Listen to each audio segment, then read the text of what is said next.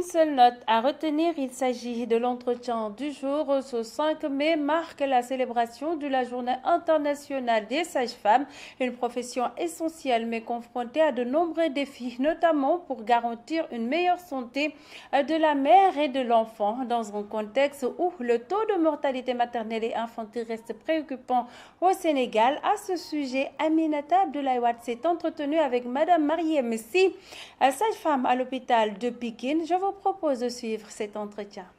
Sur 1000 enfants nés, 48 n'atteignent pas leur premier anniversaire, 66 décèdent avant leur 5e anniversaire. Et non, la mortalité maternelle, on a 213 décès maternels pour 100 000 naissances, selon les données de l'ANSD, son rapport de juillet 2024. Quelle lecture faites-vous de ces chiffres? Vraiment, c'est alarmant, mais comme vous l'avez dit, ça tend à baisser. Parce que récemment, les ministères avaient recruté lors de l'ancien gouvernement avec des doublons des postes. On avait doublé des sages-femmes dans les postes des infirmiers pour vraiment parer à ces éventuels décès et aussi maintenir le cap. Essayer aussi de former des sages-femmes, les formations continues, pour vraiment assister à ces décès maternels. Et ces décès maternels sont liés à des complications immédiates lors des accouchements et la non prise en charge des nouveau-nés parce qu'il n'y a pas de pédiatre dans les zones périphériques. Et si vous faites ce constat, si vous avez détaillé, ce n'est pas dans les zones urbaines, surtout c'est dans les zones rurales les plus reculées, le temps d'évacuer les nouveau-nés ou bien les mamans, elles décèdent.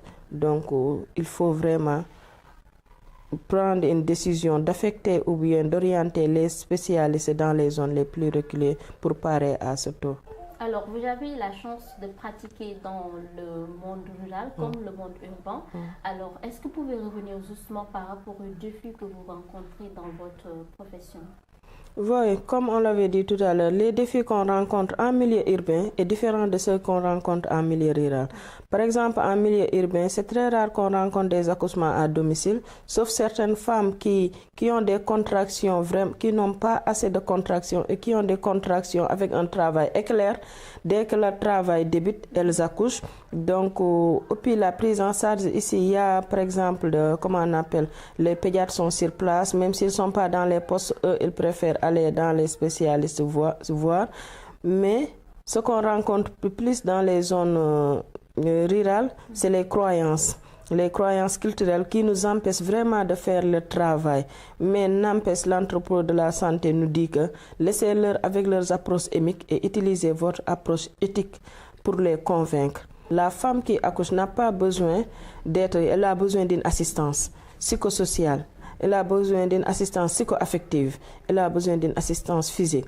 Maintenant, si cela arrive, il faut qu'on discute entre nous parce que les enfants, les sages-femmes sont aussi des enfants de quelqu'un.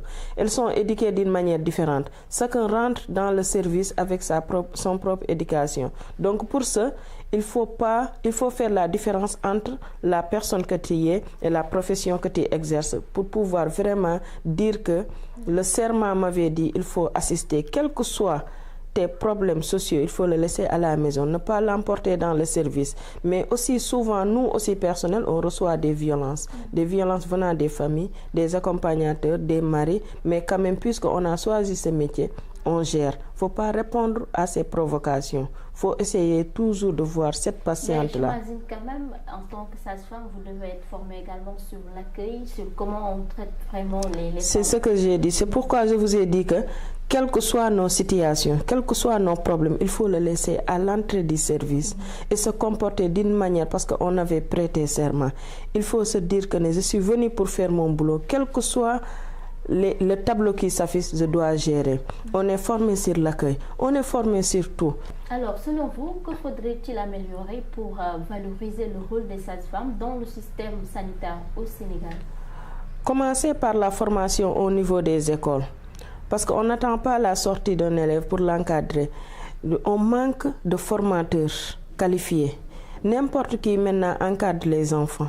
Il faut qu'on continue à encadrer les enfants parce que si vous voyez souvent on parle de l'étude différente de NDSS et les autres écoles privées parce qu'eux ils ont continué à avoir des encadreurs qualifiés, des encadreurs qui font des mises à niveau. Il faut que les écoles privées aillent vers la présidente nationale des sages-femmes pour lui demander qui encadre, qui n'encadre pas.